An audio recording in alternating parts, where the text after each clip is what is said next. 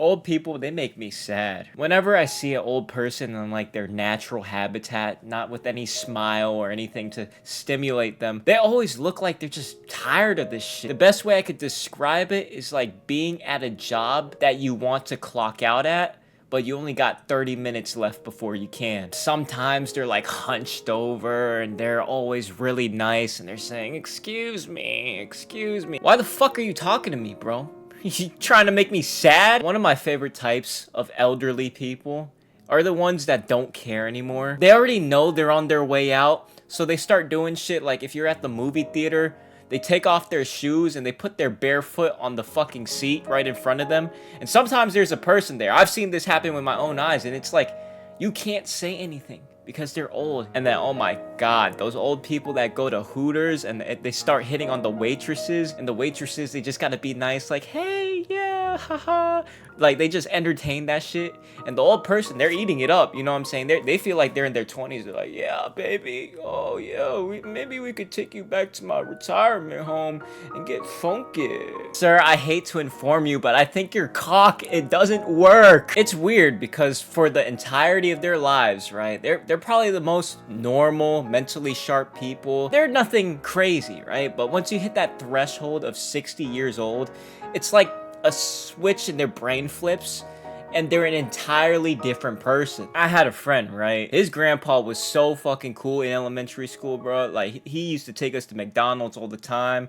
He used to get us chocolate chip cookies and shit. And he just seemed like a regular old dude, right? For some reason, I'm pretty sure it was like his 63rd birthday. A day after that, he literally turned like emo. Like, he started wearing like black lipstick and shit. He started wearing an earring right here. Like, I want you to imagine this dude looked like a motherfucker off Kiss, bruh. Now, the worst part about this was that everywhere we went, he was with us. And that was fine before his 63rd birthday. After his 63rd birthday, this motherfucker wore the wig and the makeup and everything out with us. You know, I didn't want to associate. I didn't want to be secondhand embarrassed. That shit was weird. It got to the point where I was going to the bathroom and someone asked me if I know who that man is because he was following us, you know what I'm saying? Because he's our chaperone. I said no.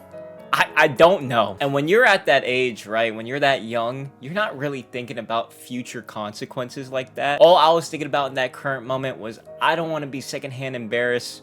What's the worst that could happen? Well, the worst that happened was that he almost got put in the back of a paddy wagon because they thought he was being that type of weird. And keep in mind, right, Grandpa was very, like, enthusiastic. He had a lot of energy. He was always a very vibrant person. I think the thing that threw other people off when you're on the outside looking in without context was that he would follow us around and he would take pictures, like, with us in the background. And when you're going to, whilst, you know, us, our age, it doesn't look right, you know? Long story short, we ended up claiming him so he wouldn't go to jail, and that single experience taught me a lot about empathy at that young age.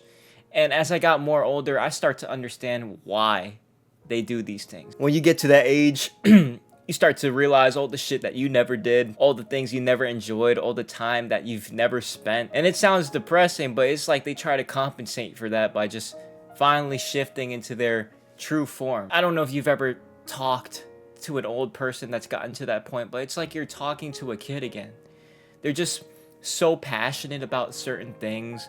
And it's kind of like their last go around on the merry-go before they're out. I feel like if you go talk to your grandparents or like a very old family friend and you ask them to give it to you straight about what they think about life, most of their answers might be based on what they regret and what they wish they did. But you ask an old person, they'll tell you they talked to Steve Jobs or some shit and they turned him down for $5. Then after that, they're gonna need to smoke a cigarette because they're going down memory lane, and memory lane, it hurts. Anyways, if you enjoyed the video, please like, comment, and subscribe, okay?